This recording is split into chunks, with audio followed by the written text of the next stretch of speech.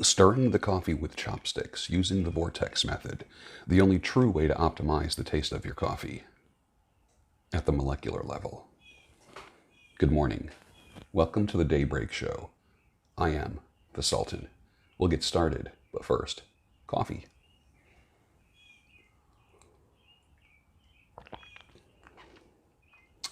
It's the spot every time.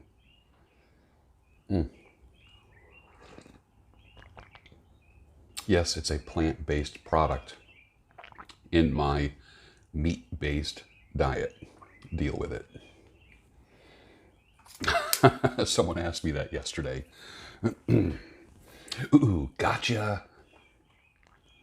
I love it when people try to do a little gotcha action on you. Doesn't work too well. I play about 5 steps ahead in most games. When you play strategy games your entire life, you become really good at that. You kind of see things before they even happen. You can sense, when you play strategy games, you learn trajectories. You can see where things are going long before the average person does. You know, there's chess, and then there's 4D chess. And if you've played things like Stratego and Othello, any fellow Stratego or Othello players out there, comment down below. I would love to see if you are a Stratego or Othello player. Then we are of the similar mindset. You know exactly what I'm talking about. You start thinking many moves ahead, and you start anticipating, not only secretly predicting, but you have to control your emotions because you're anticipating certain things, and you get little smirks on your face when you see them going in a certain direction. Some of you know what I'm talking about. Let's get started. If you have to defend it, it's not divine order. Divine order speaks very loud.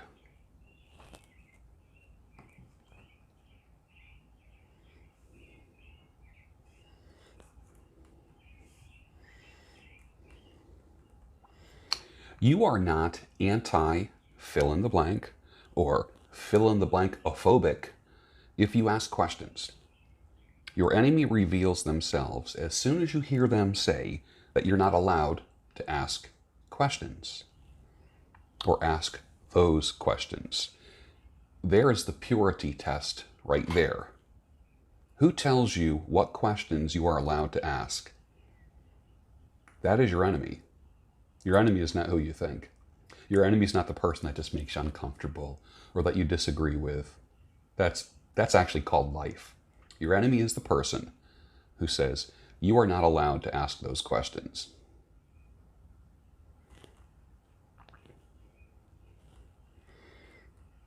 That awkward moment when I, a handshake guy, says goodbye to a client, a fist bump guy, and I shake his fist. That's always weird. There's an article in Men's Health magazine. Every anal sex tip you could ever need. My question is this. What does this have to do with men's health? People actually started defending this article. And they reveal themselves. That article is not logos. It's not talking about divine order. Anyone remember before there was flashing yellow construction zone lights, there were those little balls, those metal balls with flames coming out like a kerosene flame to alert you of road work and potholes, road closed signs. You'd see a line of these things.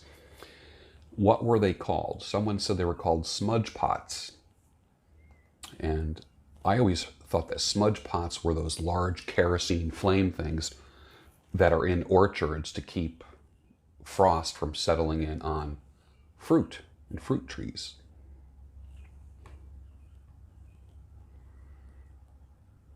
But I believe those might also be a derivation of a smudge pot as well, like a roadside flare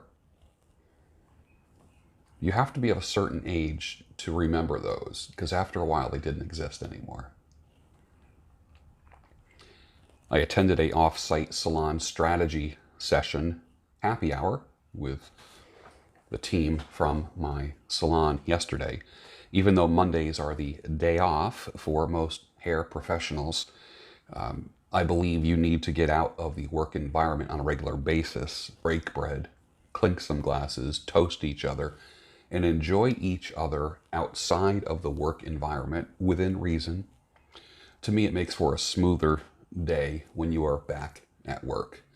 And it does things that a staff meeting, an in-house staff meeting, could never do. And you have to walk a fine line, so to speak. It's not a therapy session, it's a fun session. You're getting to know each other as people. And as long as no one's getting loaded or being stupid, it can work out really well.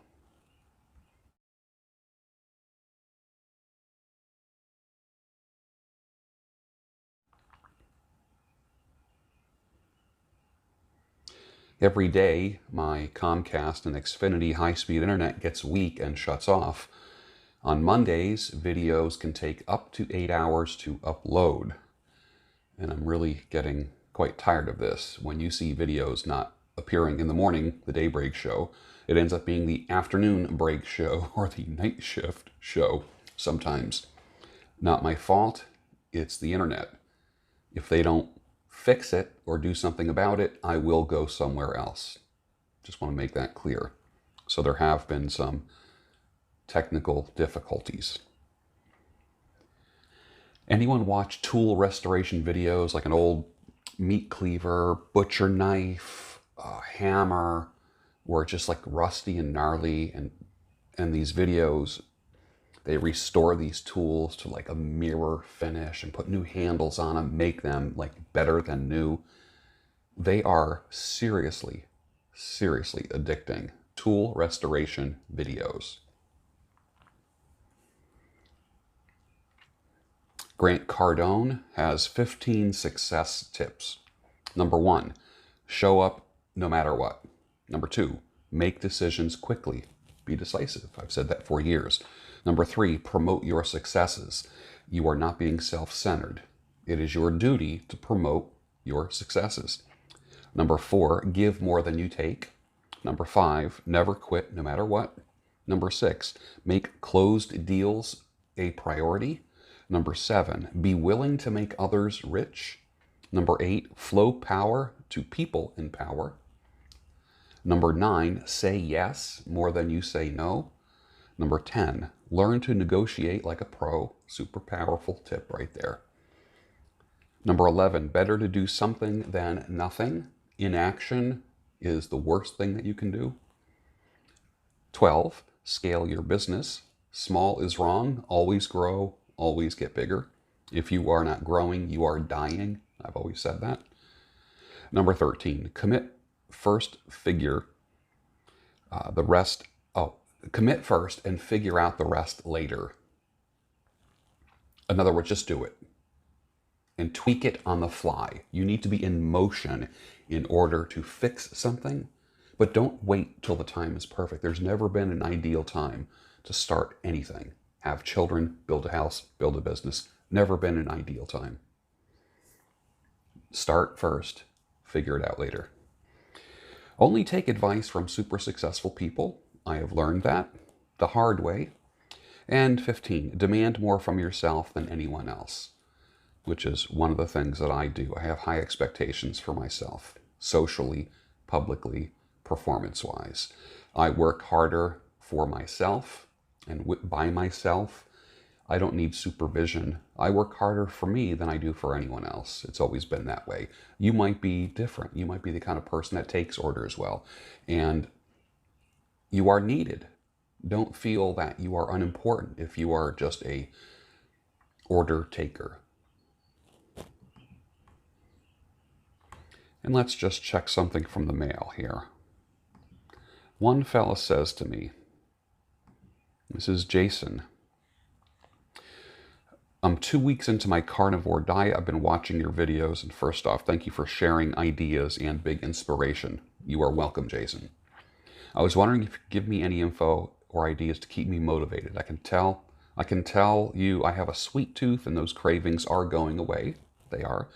I get a lot of backlash from my family for doing this diet, which doesn't detour me, but only drives me to keep me going. That's true. It's hard to do carnivore. It's so hard to do it when you're in a family or you're out with friends. Very difficult.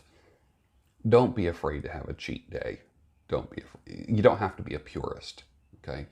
If you're just a rigid prick about anything in life, then you're just a rigid prick. What you need to do is just go with the flow. It's okay. It's all right. It's not going to kill you to cheat, or cheat, whatever you want to call it.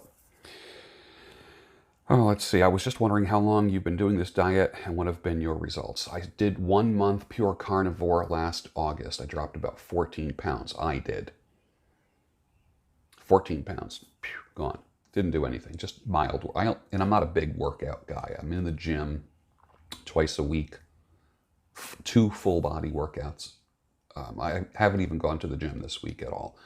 But I do it in order to maintain strength and flexibility, not for size or getting shredded or ripped or anything like that. I'm not one who wants to look good for my age. Look younger than my age. I want to just look good for my age. I'm happy with that. My results, I got off of several medications that I was on. I was type 2 diabetic. I am no longer a type 2 diabetic. Blood pressure, right down. My lab work was near perfect. I expect it to be even more perfect a year later, this August. My good friends, a married couple, have done it for a year and have lost a lot of weight. So maybe hearing it from someone else will give me more drive. If you read this, thank you for taking the time to listen. Keep up the awesome work. Thank you so much, Jason. Yeah, Jason, you're going to, depending on how much weight you need to lose, keep this in mind. This is not a weight loss diet. It's a lifestyle. Things are going to just improve for you all the way around. For me, people have said to me, are you on TRT? I'm not on TRT. I do have a naturally athletic build, and I was an athlete and weightlifter earlier in my life, and I ended up just getting fat and flabby. And carnivore diet, only meat, just literally only the flesh of animals, got me down to where I wanted to be. Then I went, after 1 month, went to a meat-based diet, or what I call mostly meat, or like an animal product-based diet, which means I have eggs, dairy of any type, organ meats, and meat of all types. Don't worry about spices, gravies. If it's a thick flour or starch-based gravy, I wouldn't do it.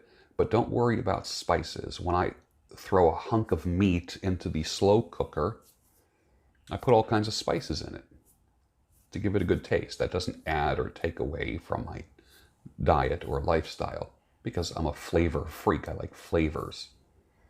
That's important. I do incorporate raw meat, usually just thinly sliced beef, into my diet about once a week. My main drink is not coffee. I have coffee in the morning, and I drink water for the rest of the day. I've never had so much water in my life. I don't have to force it down. I actually crave it now. Drink large glasses of it. I love it. And I always drink room temperature water, never cold water. I fill up bottles. I keep those bottles in the cabinet so they're always room temperature. And what else? I guess that's about it. But the first month, you'll see the most incredible results. After that, if you want to continue it, fine. For instance, I started looking up various restaurants in my area that serve meat in a different way. Like I went to a West African restaurant where they serve oxtail, curried goat, red snapper, and I would get a platter with just piled high with those meats. And they were good to me like that. No vegetables, no rice, no nothing. And that was perfect for me. Now, Under normal circumstances, would I consider going to a West African restaurant? Yes, but I would always have, and I like all cuisines. I don't restrict any cuisines at all, but I just didn't eat all the carbs. So try that. It all depends what your goals are. Based upon what you told me, it just sounds like a pretty standard guy that wants extraordinary results, and you can get that. When it comes to socializing with family, don't worry about cheating. Don't be a dick about the carnivore diet, because what happens is this.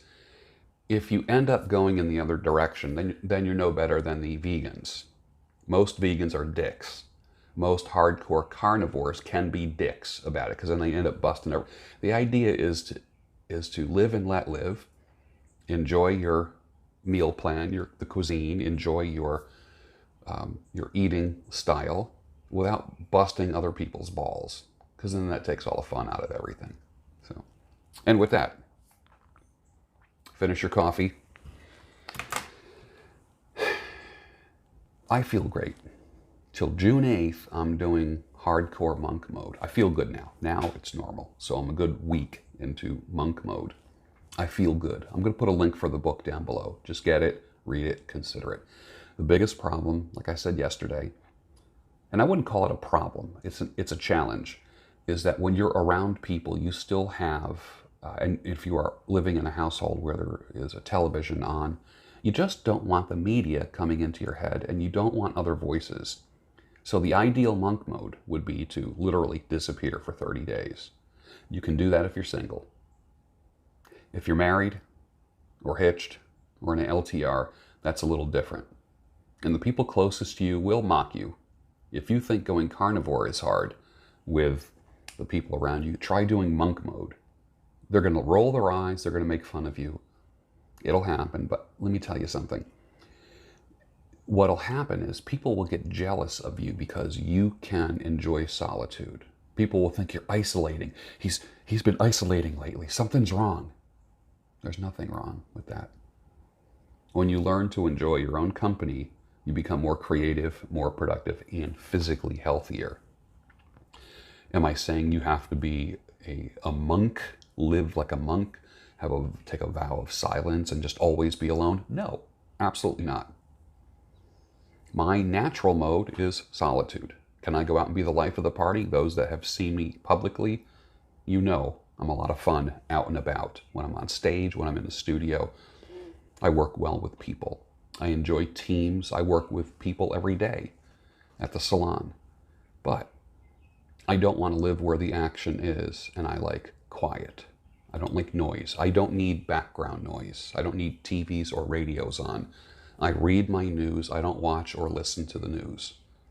And Netflix and Amazon, yeah, that's okay. You want to watch a movie? You put it on, watch it. When you're done, turn it off. But to have the droning of the programming, TV programming on, it's replacing your thoughts. It's literally replacing your thoughts. What you don't want to do is this. They used to take people, tie them in chairs, and put them in front of screens, play the same thing over and over again to program their mind. Now we don't have to tie anybody in chairs.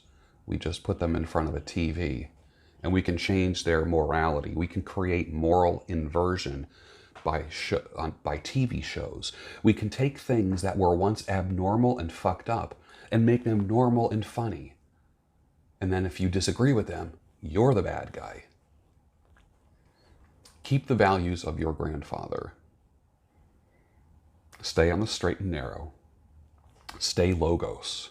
Seek truth. Pursue excellence. And excellence will pursue you. Beast wishes.